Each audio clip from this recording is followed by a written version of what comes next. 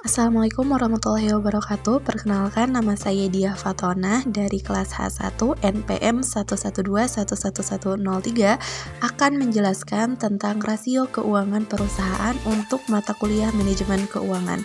Selamat menonton. Rasio keuangan adalah salah satu metode analisa keuangan yang digunakan sebagai indikator penilaian perkembangan perusahaan dengan mengambil data dari laporan keuangan selama periode akuntansi, sehingga dapat diketahui kinerja maksimum keuangan perusahaan. Rasio ini seringkali digunakan oleh manajemen perusahaan untuk memutuskan kebijakan-kebijakan yang diberlakukan oleh perusahaan tersebut terhadap penyelamatan aset perusahaan sehingga tidak salah langkah dalam mengambil keputusan. Nah, semakin besar rasio keuangan, maka semakin baik juga kondisi perusahaan tersebut. Ada 4 jenis rasio keuangan. Yang pertama adalah rasio likuiditas. Rasio likuiditas adalah rasio yang menunjukkan kemampuan perusahaan dalam memenuhi kewajiban atau membayar utang jangka pendeknya. Rasio inilah yang dapat digunakan untuk mengukur seberapa likuidnya suatu perusahaan.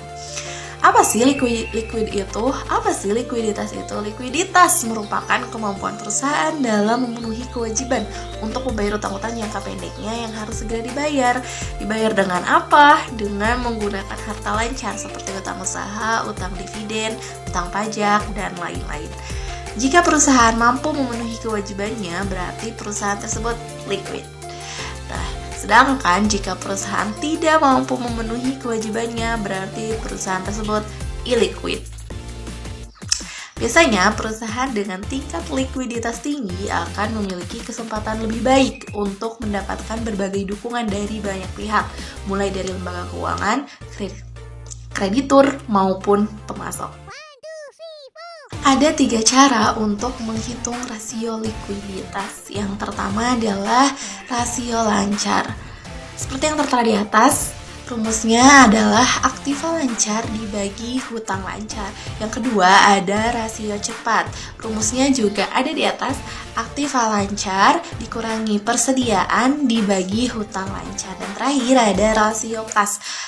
Rumusnya adalah kas dikurangi setara kas dibagi hutang lancar. Kita akan memberikan contoh untuk rasio cepat. Nah, misal ada suatu perusahaan memiliki aktiva lancar senilai 20 juta, inventaris 2 juta, dan kewajiban lancar 6 juta. Maka rasio cepatnya adalah 20 juta rupiah dikurangi 2 juta rupiah dan dibagi 6 juta rupiah. Hasilnya adalah 3 atau 3,0. Jika angka rasio lancar suatu perusahaan lebih dari 1,0, maka perusahaan tersebut punya kemampuan yang baik dalam melunasi kewajibannya. Mengapa? Karena perbandingan aktivanya lebih besar dibanding kewajiban yang dimiliki. Nah, teman-teman, selanjutnya kita akan membahas rasio profitabilitas.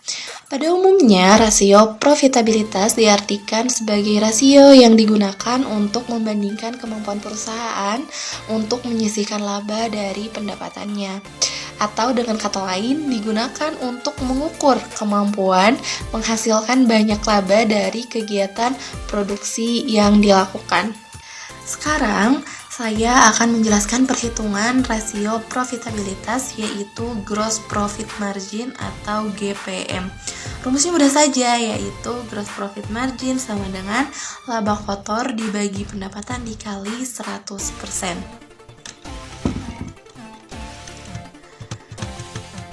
Pada dasarnya, perhitungan yang satu ini juga sangat berguna untuk mengukur efisiensi kinerja perusahaan dalam menetapkan harga produk yang diproduksi. Jika nantinya harga produk mengalami peningkatan, maka GPM produk akan menurun. Jika harga produk menurun, maka GPM akan mengalami peningkatan. Besarnya rasio GPM akan menunjukkan bahwa kinerja perusahaan semakin bagus. Kita beralih membahas rasio solvabilitas yang merupakan suatu perbandingan dari beberapa ukuran yang secara umum dinyatakan dengan angka. Rasio solvabilitas sendiri adalah rasio dengan fungsi menilai kemampuan suatu perusahaan dalam melunasi semua kewajiban, termasuk dalam jangka pendek atau jangka panjang dengan jaminan aktiva atau kekayaan yang dimiliki perusahaan hingga akhirnya likuidasi atau ditutup. Nasabah produk asuransi jangka panjang bisa menilai perusahaan sebelum memilihnya. Rumus rasio solvabilitas sendiri atau leverage adalah debt to total asset ratio atau DTAR.